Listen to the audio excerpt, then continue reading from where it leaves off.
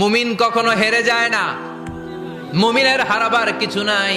মুমিনের জীবনে যদি আনন্দ আসে, মুমিন শুকরিয়া করে, শুকরিয়া করলে সওয়াব আছে না নাই?